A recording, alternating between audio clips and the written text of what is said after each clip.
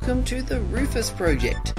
I'm your host Trevor Holland, and I'm here to take you on a journey through tech news, game reviews, movie reviews, as well as a good look at things that are happening in our local area and increasingly maybe even your local area. Given the phenomenal number of guests we have on this week's podcast, I'm guessing there may be a few listeners out there who have not heard this podcast before. If so, welcome aboard. I'll just give you a bit of a rundown of what you're in for. The Rufus Project is a geek podcast, and when we say geek, we're not just talking techie stuff, because frankly, geeks cover a very wide range of areas. You have your tech geeks, you have your game geeks, you have your movie geeks, you have your singing geeks, you have your performing geeks. Essentially, if you have a passion or a fascination for a subject, you know what? You might just be a geek. The podcast itself is pretty much divided into three main broad areas. We do start with a bit of tech news and a game review or two. We then move into a section where we look at cult movies, movie reviews, and anything else that might fall under that banner. And finally, we have a section called Local Wildlife, where we look at local events and people and let you know what's going on. It is fairly Brisbane focused because that's where we're based. However, this particular podcast, let's just say we burst the borders quite considerably in that one. It's also not just me rabbiting on all by myself. I am joined as well by Brisbane's king of retro and king of cult movies, Christian Fletcher. You will certainly be hearing from him a bit later on. So what do we have in store with you in this fine podcast? Well, the tech news seems to follow a bit of a theme, given what's been happening lately. This will be followed by a review for Goat Simulator, a very interesting experience. In the movie section, Christian is going to take us for a journey through the good, the bad, and the ugly of Easter movies, and we'll find out if everything is indeed awesome with the Lego Movie. This will be followed by our first set of guests, and a little section that we like to call Redeeming Features, where we look at infamously bad movies and find out if there are any redeeming features, funnily enough. Our very special guests in the Local Wildlife section do show that when we talk about local wildlife, we're talking about anywhere, any place. Let's just say I'm very excited by the fact that we actually have international guests on this podcast.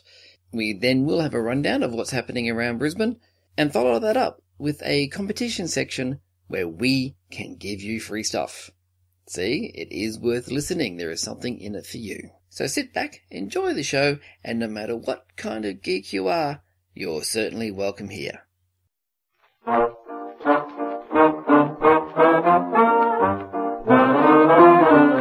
As I mentioned earlier, there is a bit of a theme to the news this week. It really all centers around the fact that Game of Thrones is back on our screen. How is this relevant to the tech news, I hear you ask? Well, because it all centers around the fact that Game of Thrones is the biggest downloaded show around, especially in Australia. I like to refer to it as Hit Torrent, but feel free to ignore that term if you think it's too ridiculous. In an effort to preserve their viewing figures, the latest season of Game of Thrones was locked down by Foxtel, Australia's only cable TV provider. Previously it had been available through iTunes and even on QuickFlix, but Foxtel had none of that. They wanted it all to themselves. So, did that work? Of course not. Within hours of the first episode of the new series launching, it was already confirmed that there were at least 500,000 concurrent downloads happening, quite a sizable number of which were already in Australia. So Foxtel, you failed. But the story doesn't end there. In an effort to combat this scourge of piracy, Australian internet providers are sitting down again for talks with the content industry. Now, last time this happened, it didn't work out too well because the content industry basically said, you do things our way or we won't be doing business with you at all. Unfortunately, the government has already come out and stated that if no agreement can be reached with the talks this time, then they will enforce legislation which is remarkably similar to what the content industry wants the ISPs to do in the first place. Things like graduated response, blocking of websites, and cutting off users' access if they continue to pirate.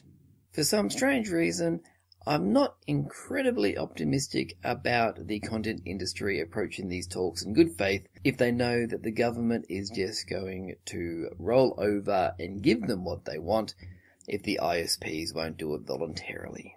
But of course the content industry wouldn't abuse its power and restrict stuff unnecessarily for the consumer, would it? That's where our next story comes in.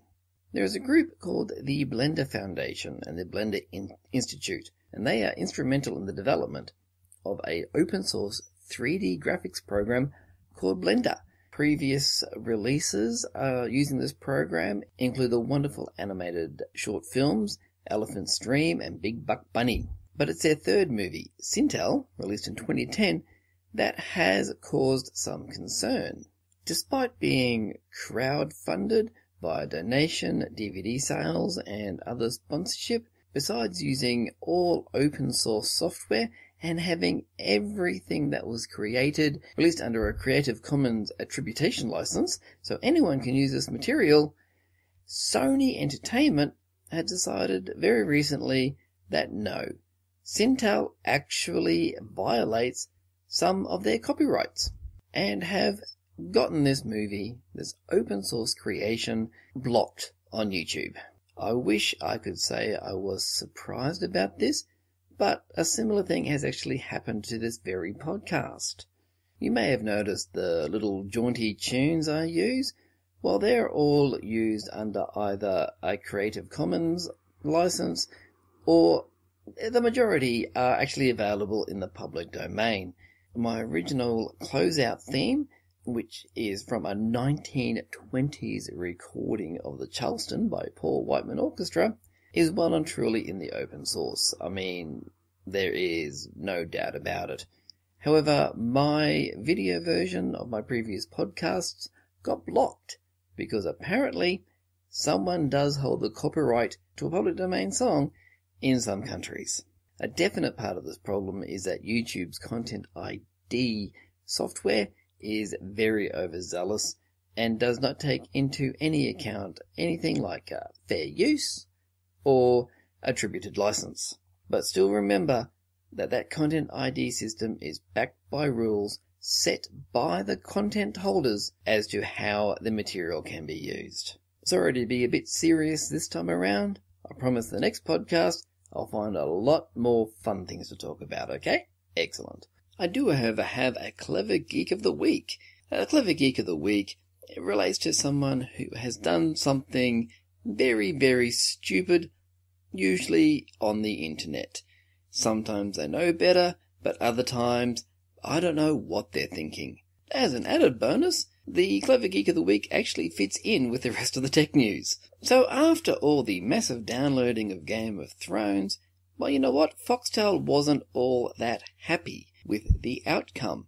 So Foxtel's head of corporate affairs, Bruce Meager, decided to take immediate action and decisive action, and action which I'm sure is going to see a massive result in his favour.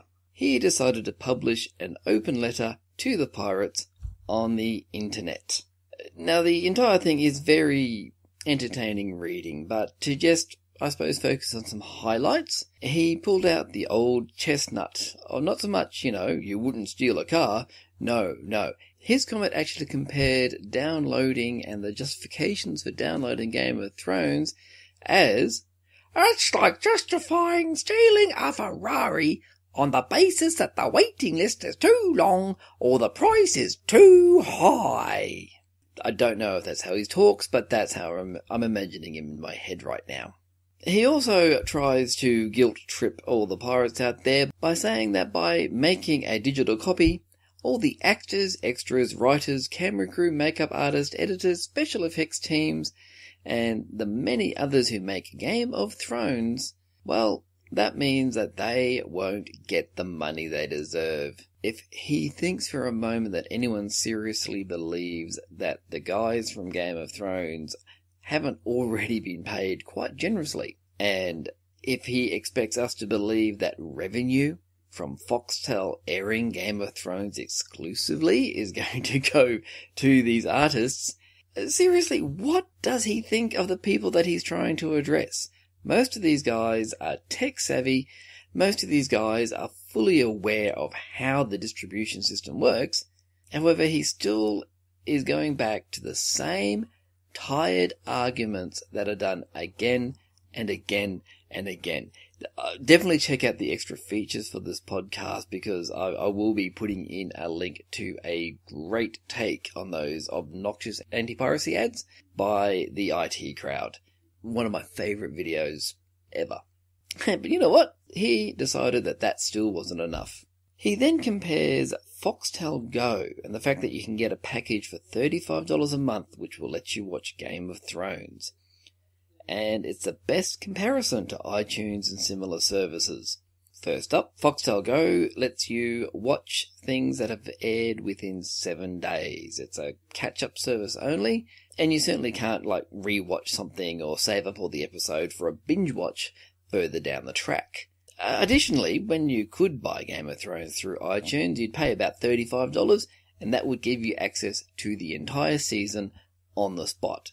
A season pass, if you will.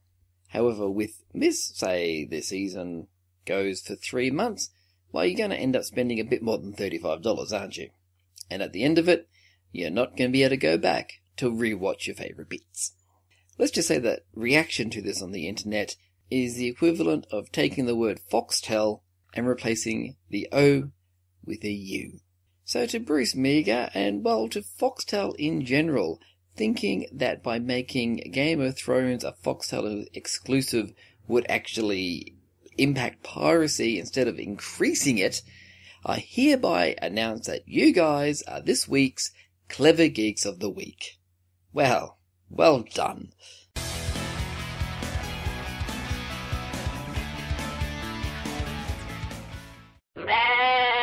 We have a very interesting game to review this week, Goat Simulator by Coffee Stain Studios. I can already hear what a lot of you are thinking. Seriously, Goat Simulator?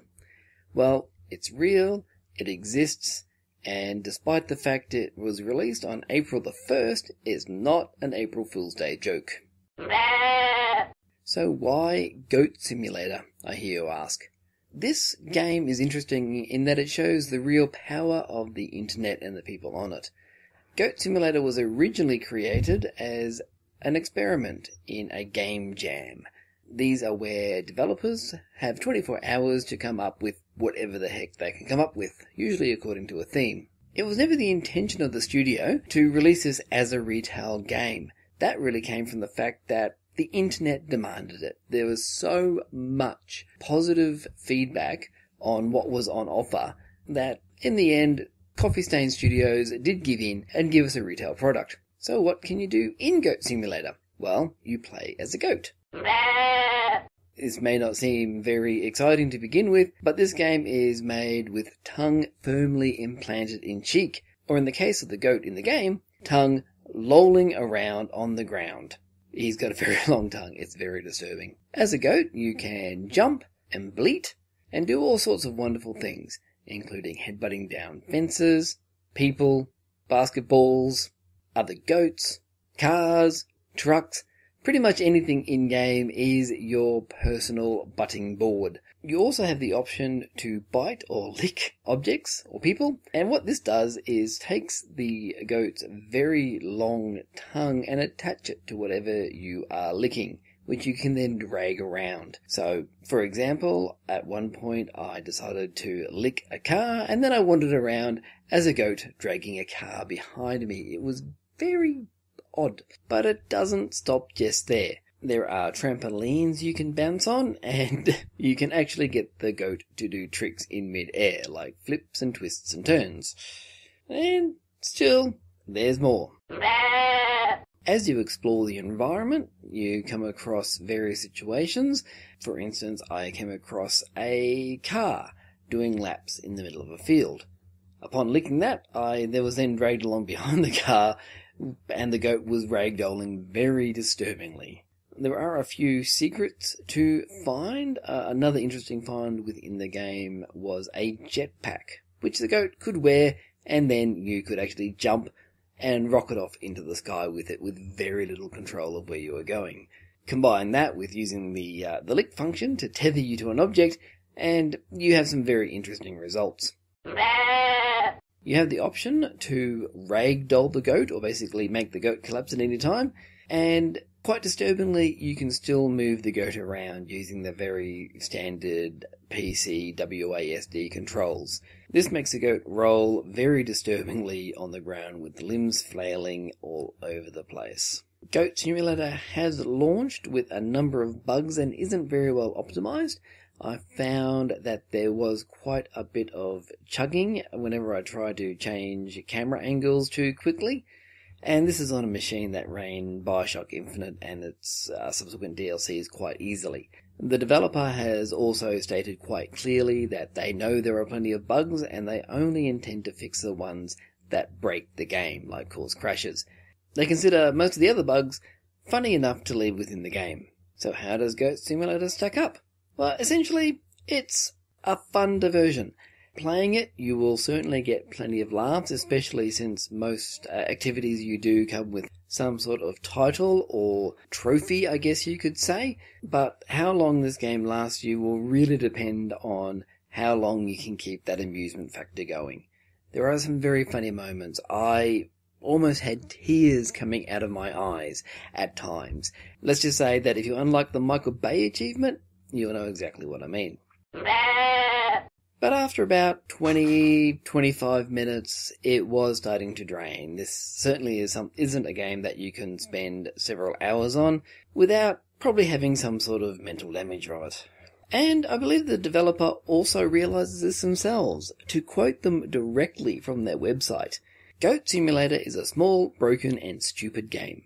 It was made in a couple of weeks, so don't expect a game in the size and scope of GTA with goats. In fact, you're better off not expecting anything at all, actually. To be completely honest, it would be best if you spent your $10 on a hula hoop, a pile of bricks, or maybe a real-life goat. So when you have the developers themselves saying that, I guess you should probably take notice of it. If you're after just a silly, strange experience, then Goat Simulator certainly fits that bill. If you're after a more satisfying gaming experience, you'd probably be better off not getting this or waiting for it to turn up on a $2 sale, or inevitably it will probably show up in a humble bundle at some point in the future. So I think the only way I can sum this up is to say...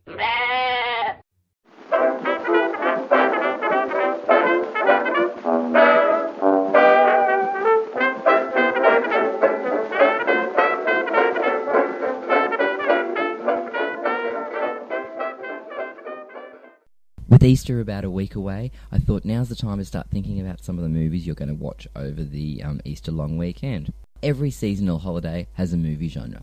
Easter has always been a bit harder. We have a limited selection whether you want a full Easter experience or just a reminder of rabbits and chocolate eggs. Now with these Easter films, they usually fit into two categories.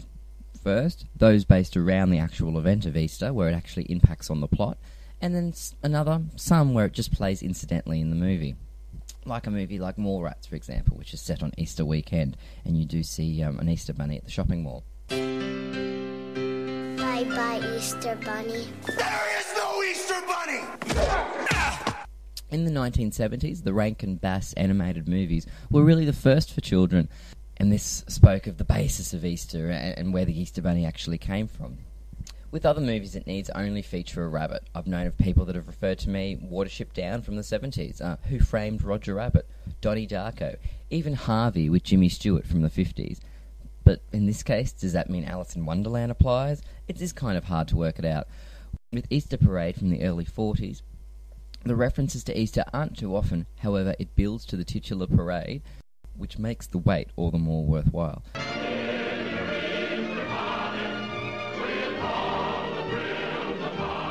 You might also want to check out Bing Crosby and Holiday Inn, as Easter is also touched on. If you want to go a bit of a scriptural angle, there is Jesus Christ Superstar from 1973, the big screen pre-MTV adaptation of the Andrew Lloyd Webber, Tim Rice rock opera.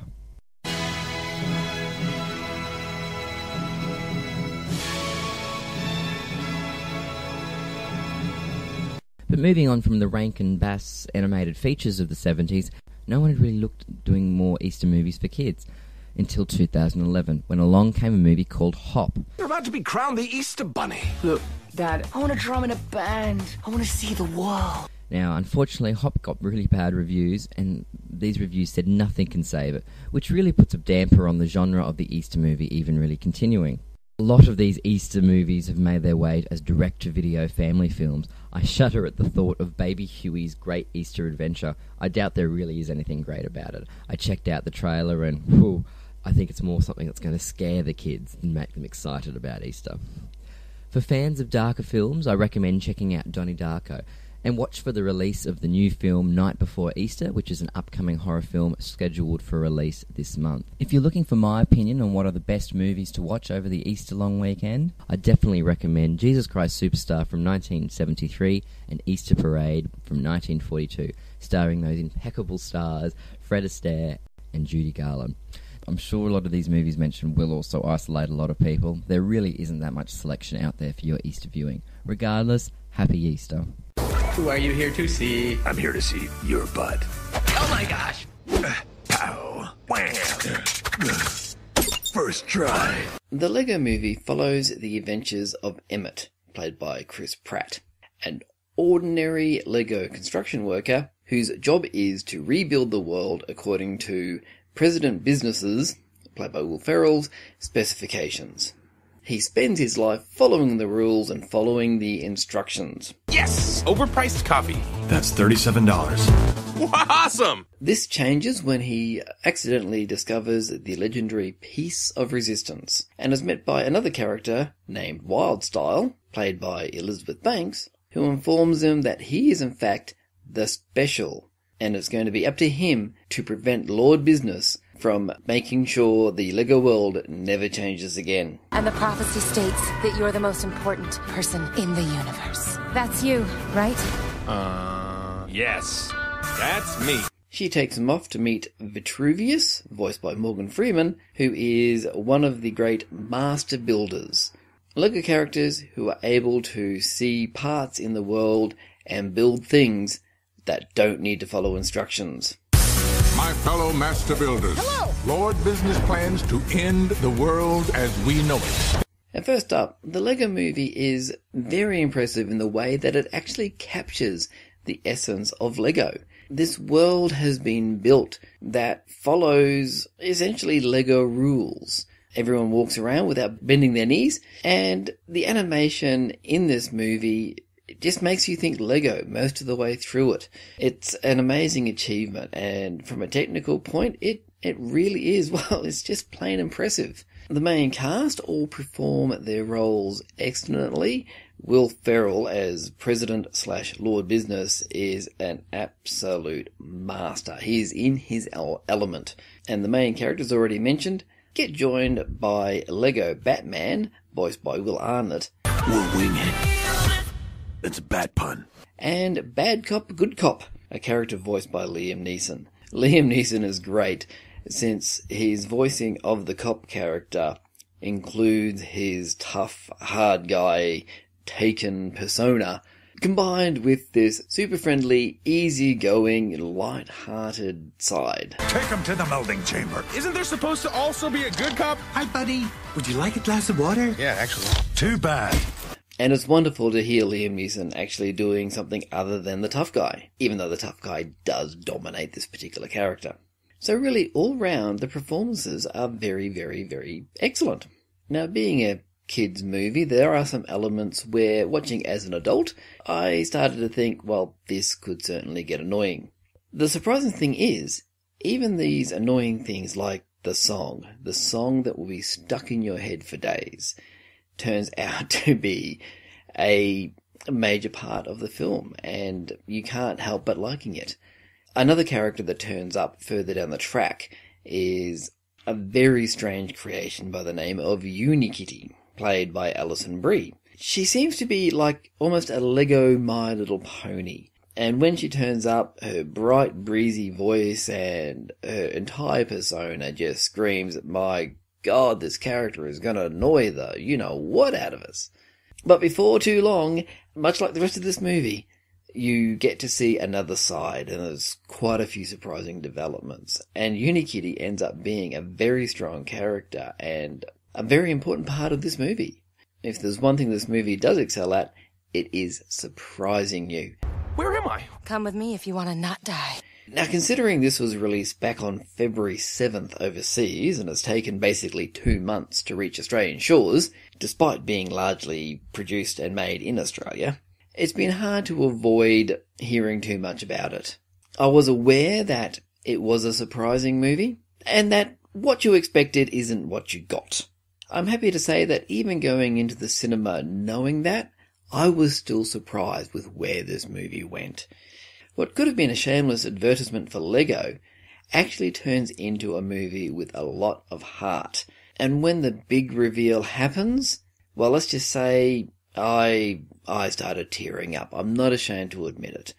This movie goes to wonderful places and gives you wonderful experiences. It is very, very hard to actually find any major criticism of this. There are some segments that seem to go just a bit too long, and there are so many just one-off gag characters that you might like to see more of. But even with that, again, it's very hard to fault. I'm happy to say that the Lego Movie is a true family movie. It will delight young and old together. And even the jokes that the adults will get more than the kids don't rely on innuendo or, like a little wink wink, nudge nudge. The kids don't know about this sort of stuff yet. Plus the movie is full of just incredible spectacles. This is one that is more than worth going to the movies to see, because on the big screen it is fantastically impressive. So if you'd like to see a very funny kids movie that has a lot of heart and that the adults can enjoy too, then see the Lego Movie. It's magic. Everything is awesome. Oh my gosh, I love this song. It's cool when we're part of the team. Our first guests actually blur the line between movie news and local wildlife, so I've had to bend the rules slightly to take it into account. But you know what? It's my podcast, and that's how I roll. It's also rather interesting that, in a way, both Christian and myself are also special guests on our own podcast. Just think about that for a second. So anyway, let's hear from our first lot of guests. It's the musical extravaganza that launches the 80s. It's Alan Carr's Can't Stop the Music. So here we are with the gang that's going to be bringing the village people to life at Redcliffe Entertainment Centre on the 24th of April. So I thought I'd start with just everyone introducing themselves. I'm Matt. Hi, Matt. Hi, Matt. Hi, Matt. I'll be playing the construction worker. Hi, I'm Blake. Hi, Blake. I'll be playing the cowboy. So cheers on. I'm Christian. I'll be playing the Indian, and I'll do the voice. Yeah, that sounds good. I'm Willem, and I'm obviously the biker. And believe it or not, I'm going to be the cop. Yay. So, being such a interesting movie about a very, very famous band, I just thought I'd ask the guys, what does the Village People mean to you? Well, Village People hails back to my first introduction to stage, actually, and for my Australian rules football team, under sevens, on stage at our end of year function doing Macho Man. So quite fitting, I believe. Blake? I haven't had much experience with the Village People. Apparently. Christian, just run away. Sorry. Right, let's start again. Okay. I've gone to get my Village People albums. I haven't had much experience with the Village People throughout my time, but basically the Village People to me is just musical Halloween. Yeah. Christian? So I'm agreeing. So yeah, no, to me the Village People is very much representative of the late 70s disco, which of course is the era that it came out. So to me they represent the late 70s going into the 80s and that awkward transition from disco to, oh, what's happening next? Well, to me, the Village People is love. The Village People is life. It would be great if this was a visual podcast. And to me, The Village People reminds me of a time when I realised that the world was a lot more complicated and fabulous than I originally thought.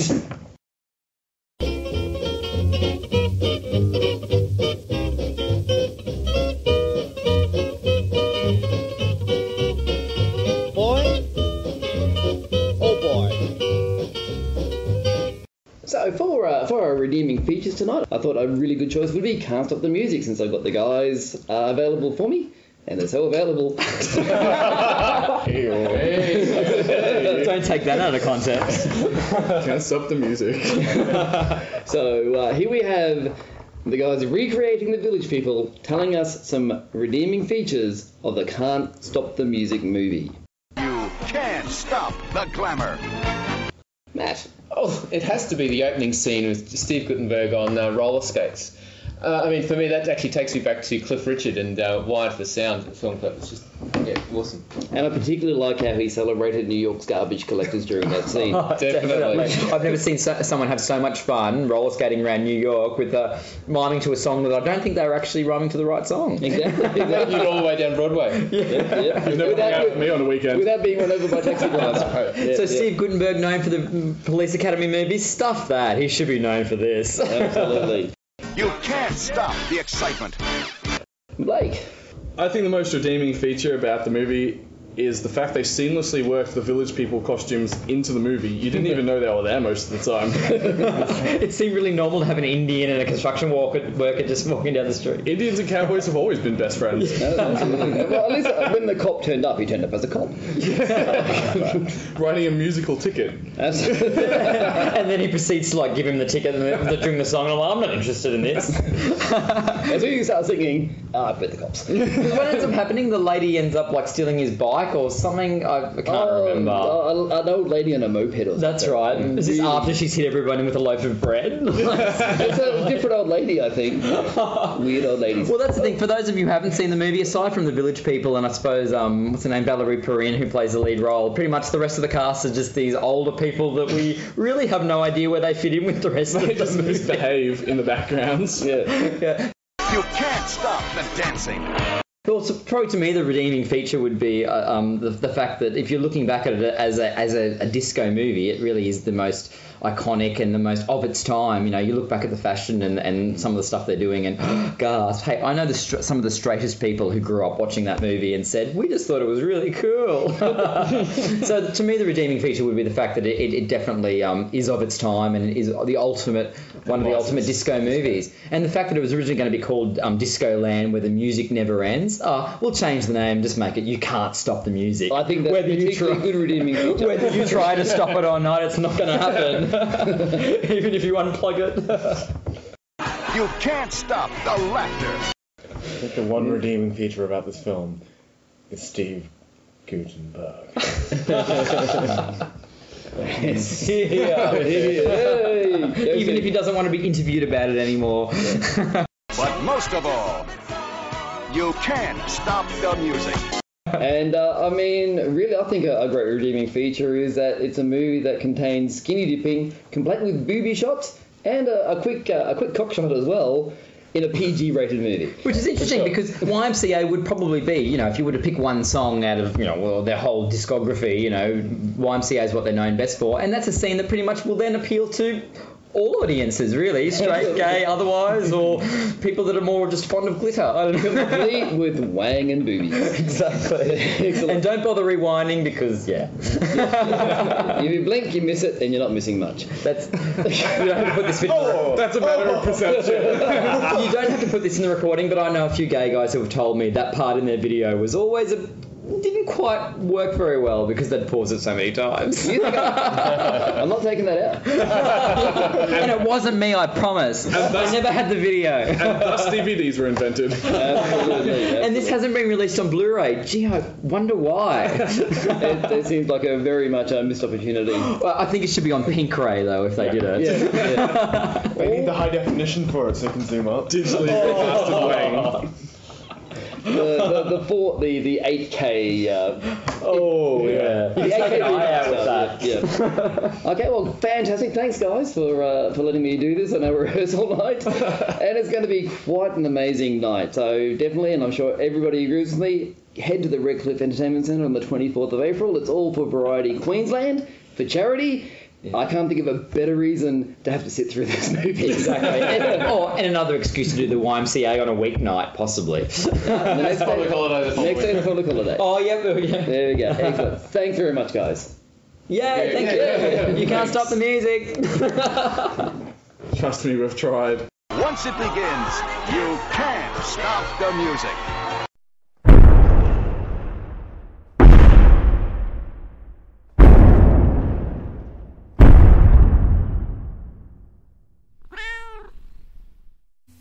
Local wildlife. Okay, so today on the podcast we have got an absolutely amazing couple of people who have joined us. I did mention them briefly in the last episode when I talked about the Super Mario Brothers movie, and the guys that are putting together a comic book sequel to that movie. I really feel like I didn't do them justice, so today I'm very happy to welcome Stephen Applebaum and Eric Donovan to the podcast. Thanks for talking to the Rufus Project, guys. Thank you. Excellent. Yeah, thank you. I suppose to start, just tell me a bit about yourselves and what you normally do. Well, I actually work in a restaurant in the kitchen. You know, I've been doing that since high school, where I'm comfortable. You know, I've got a lot of work done there. But this is more of a passion project and a hobby, is writing and just research. I've done a lot for excavating these supposed cult classics and helping people appreciate them in a new era. So ideally, that's what I would want my future career to be, is something involving film. Fantastic. And Eric? Yeah, I draw, actually. That is what I do with my time. I graduated from the Savannah College of Art and Design last year, in the spring, 2013, with a degree in sequential art, which is basically a fancy word for comics. So I studied there in a 4-year program, and soon afterwards, I got an email from Steven, and he asked me if I was interested in doing the Super Mario project, and I said, sure, absolutely. It sounded awesome. So I'm doing that, and I'm also working on a comic project for Thrillbent Entertainment called The House in the Wall, which should be coming out over the summer. Nice. I've checked out your DeviantArt page. It's very impressive. Sorry, what? I checked out your DeviantArt page. It was very impressive. Oh, sure. Yeah. I appreciate that. Excellent. Now, unfortunately, Ryan couldn't join us thanks to the logistics of scheduling and international time zones. Is there anything you can let me know about Ryan? Well, Ryan lives in Tennessee and North Carolina. He divides his time between the two states, and he works in video game development. He does the special effects, like, I believe, fire, lightning, you know, just general effects like that. And from when we talk, it seems like he has a lot of overtime. He works like 10, 11-hour shifts every day just to get these games out. Right, I have heard that's a very, very hectic career. Yeah, absolutely. Okay, thanks for that. Okay, well, let's move on to the task at hand. And I just really want to know, so why a comic book sequel to the Super Mario Brothers movie? Well, you know, it just feels like a comic book medium. There are a lot of elements of the film that translate perfectly to the format. You have these crazy dinosaurs and all these plants and like this skyline with smoggy orangeness and no sun. It just really works in a comic book format with the right artist, and we felt that it was our best chance of continuing the story in the quickest way possible. Excellent. Do you have anything to add to that, Eric? Or? Yeah, no, I totally agree. When he first approached me, I mean, I had seen the movie, but I hadn't initially thought of it being a sequel. But when he approached me and showed me the script and kind of talked about his vision for it, I really saw it, and I thought, wow, yeah, absolutely, this would work as a comic. I mean, part of what makes comics so cool is the fact that you can do anything with them, in the same way that you can with film. But with film, if you want to do crazy monsters and special effects and cities and dinosaurs and plants and all these different things, it's a massive budget. But with a comic, you can get a good artist, little for myself, but you get someone who can draw these things, and I mean, sure, you have to, have a budget for it or whatever, but compared to like a movie, you're talking about significantly less people involved, and you can also, play around with things a lot in ways that you might not even be able to with a film. So, yeah, definitely, I think it works as a comic. It's been 20 years since the original movie, so why do you think that this movie still has such a following 2 decades down the track? Well, it's Super Mario Brothers. It's the biggest game franchise ever made, and despite what a lot of people think, it's still going very strongly. It's still an iconic character and an iconic setting. For the people who had seen the film in the mid-90s, it sort of occupies this weird zone where it's a childhood favorite, but it's also something that they don't like because they're adults. They don't know how to see it. So when they do revisit it, it's just this experience. And we thought it would be a comic book would be a great way to expand on that experience. Yeah, absolutely. I mean, I've had so many people tell me since I started, like, wow, yeah, I love that movie. That movie was so cool when I was little. And unfortunately, I didn't see it when I was younger. I saw it in my teens, just because I never went to the cinema a lot when I was a kid. But, it's one of those movies that has, like he said, that very kind of nostalgic feel. Like you think back when you were a kid, and there's lots of people who are still really big fans of that film and are really excited to see it continue in a comic. I mean, our message boards on the comic site week after week have these people who know these, intricate details about the stories and the characters that I even sometimes don't know about. I'm like, oh, whoa, that's crazy. This guy knows that, and they're guessing what comes next, and it's really cool. Now, I do need to ask this because given the murkiness of copyright law around the world, do you have any concerns with using these existing characters and likenesses within the comic book? Well, Nintendo obviously owns the rights to the base characters, but the interpretations are so original that they are owned by Leitmotiv, the original production company, and we are in touch with Roland Joffe, the director of the film. The producer. And, he's very for the comic. He has talked to us extensively about wanting to do an actual film sequel, but obviously, that can't happen. The rights expire to making an actual film. So he's like, go forward with this comic. I think it's a great idea. I'd love to see what you can do. So technically, we can only do a comic book sequel. If a film version were made, that would have to go through Nintendo again and whoever they license the rights to. What are the future plans for the Plumbers from Brooklyn? Brian and I have been writing this script for years, since 2010, and we only really started back in last year. So we have a lot of adventures planned ahead. This particular part, we're envisioning it as a 3-part adventure, sort of a cohesive trilogy. So the first part will be 10 chapters, and we're only just now starting the third. So I suppose that gives you an idea of how far ahead we're planning. I'm looking forward to the third chapter. I am up to date with the comic online, so I'm very eager to find out what happens next. Awesome. I think it's funny that Eric hasn't seen the future chapters, so he doesn't even know what's going to happen. Every week we send him a new script page and, just draw it, and he doesn't know what's coming next. No, mysterious. Yeah, sometimes that works well, and then other times, I might do something with the character, not realizing about something down the line, and then there's a oh, okay. You know, we kind of figure that out as it goes, which is kind of funny when that happens. But it's still really exciting. I mean, I still get the whole chapter ahead of time.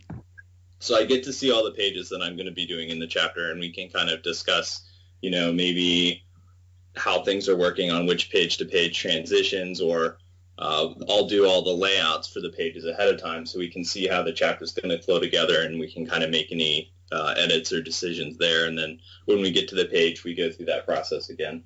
So if people want to check out the comic or check out what you're doing, well, here's your chance to give it a nice big plug. Where should they look? Well, the website is currently hosted at smdthecomics.com. It's, you know, a simple site, Discus, WordPress. You know, we have the first 25 pages of the first chapter up, and then the 12 pages of the second chapter, and we should be starting the third chapter later this week. Yep. Just finished the inks for the first page today, so we're going to be coloring that and getting our letter and everything. Yeah, I woke up to do this interview, and I checked my email as I usually do whenever I wake up, and it was from Eric. I'm like, oh, time to check this out and see what he did wrong. So it's always trolling, man. Yeah. So I looked at it, and, you know, ink came out very well. It's hard to tell with the pencil sometimes because you don't know how the blacks are going to work against the lighted areas and all that. But when the inks finally come over, it just works out really well. You can see this different balance and all these great characters and background elements. And now that we're in a park setting with all this foliage, it's going to be a really great setting to see all these details. Give Eric a chance to explore more ideas. Yeah, I'm certainly looking forward to seeing a bit more of Dino Hatton's new park. Yeah. Yeah, it's going to be, I'm having a great time drawing it, so I think people are really going to enjoy seeing the scenes and reading the story. Right, I'm definitely looking forward to seeing it. Awesome. Yep. And so, anything else you'd like to add before we finish up? Well, thank you. Yeah, go ahead, Steve. Did you want to know anything about the future story? I mean, do you want to let go some spoilers now, or save the mystery for the website? Yeah, let's give a couple spoilers. Oh, exclusive. Yeah, I feel like, you know, people wouldn't want to listen to the podcast and not get any idea of what's to come. You can't just say, oh, you'll have to read on. That's a bit of a cop-out. Well, if anyone who's read through the first chapter knows, we introduce a new villain in the final pages. So that sort of sets up what comes later on in the story. And this current chapter is where we restart the narrative. We introduce all the elements that are going to come together and develop the plot for the sequel. So the villain's pretty obvious if you know our inspirations. We're drawing a lot from Super Mario Brothers 2, and I don't think it's any bit of a spoiler to say it's Wart. A lot of people are concerned with how do you follow up Koopa, or, you know, in the games it's Bowser, he's the main villain. How do you follow that up?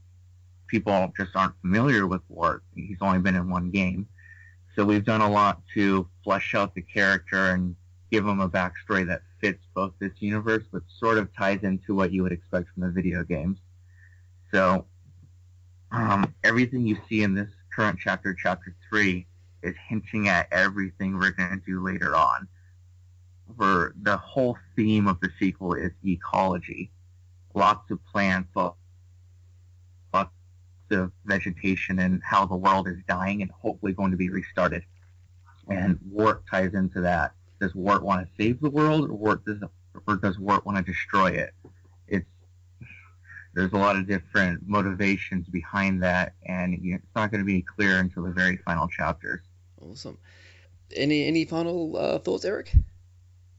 Yeah, I just wanted to say thank you to all the readers and fans. I've had a lot of people on my DeviantArt and Twitter, and I really appreciate it. I mean, I'm glad that people are enjoying reading it and spending their time every week to come and look at the pictures I've drawn and the words that Stephen and Ryan have read.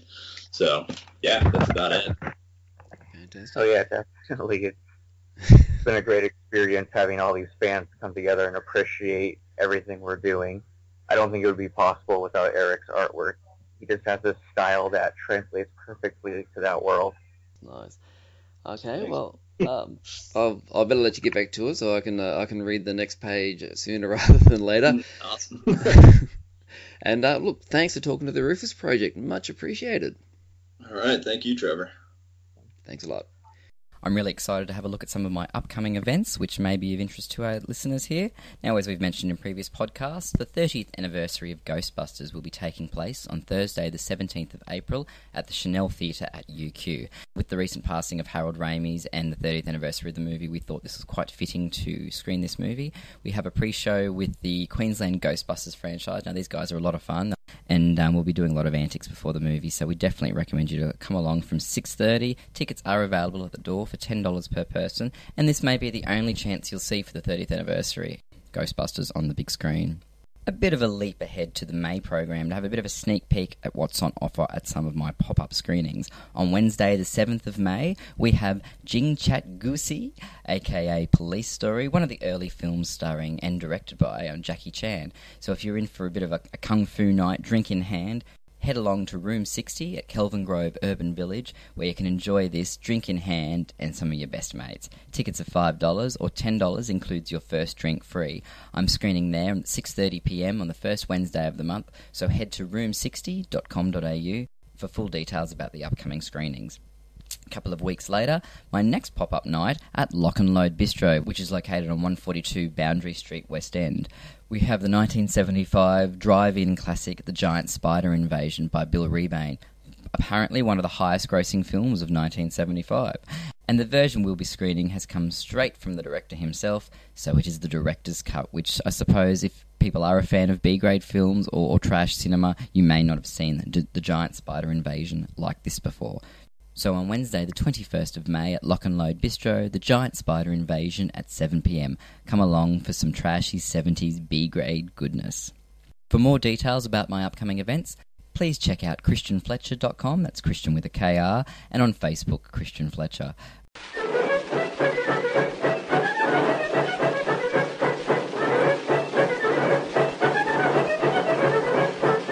It's competition time, and time is running out to win one of these great prizes. So I'll start with the most urgent. We have a double pass to the 30th anniversary screening of Ghostbusters at the Chanel Cinema at St. Lucia on the 17th of April. Time is running out. We have to give this away, and we have to give this away very, very soon. If you want to win this, just leave a comment with the word Ghostbusters, either in the Podomatic comments, the YouTube comments, on Twitter, or on our Facebook page. Whichever one you frequent in order to keep an eye on what we're doing, just leave it right there. We're leaving this open right to the last minute because we're happy to hold the tickets for you at the door. Can't make it to the Chanel Cinema because you can't make it that night or you don't live anywhere near Brisbane? Well, we also have a competition that goes a bit wider and is really available for anyone, anywhere. So what we have here is a classic indie game pack, redeemable on Steam. This pack includes the fantastic Cave Story Plus, as well as the classics World of Goo, Anomaly, Osmos, and Edge. Now, if you haven't played any of these games, they are absolutely fantastic, and are a great showcase of the fantastic indie game talent that is out there. So if you'd like to win this game pack, simply leave the comment GAME, again, in the preferred medium of your choice, be that the Podomatic comments, YouTube, Twitter, or Facebook. We do not intend to spam anyone, and it's your choice as to whether or not you want us to mention you on the podcast if you win. So please enter, and let us give you stuff. Thanks for listening to the Rufus Project. If you want to find out anything more about stuff that we've talked about, there are links galore in the description of this podcast below. You can also head to our YouTube channel, where we'll have a playlist of bonus features, so things like movie trailers and other related videos that link back to the stuff that we have discussed in this very podcast. While you're there, you can also check out the bonus features from the previous two, and you'll just generally have a good time. YouTube, it's fun when it's not blocking your closing song. I'm not bitter, honestly. While you're frequenting the YouTube channel, or even on the Podomatic comments, or if you happen to jump onto Twitter or Facebook at some point, we'd also love for you to leave a comment for us, whether you enjoyed the show, what you think we might be able to do better, or something that you would like us to talk about. We are particularly interested in also talking to local talent from anywhere in the world. Christian and I certainly do very much hope that you enjoyed this podcast, and if you did, then the next one will be up in a fortnight's time. So farewell from the Rufus Project. Please enjoy our now hopefully YouTube-friendly closing music, and, well, I couldn't think of any suitable witty sign-out for this, so feel free to add your own. See you next time.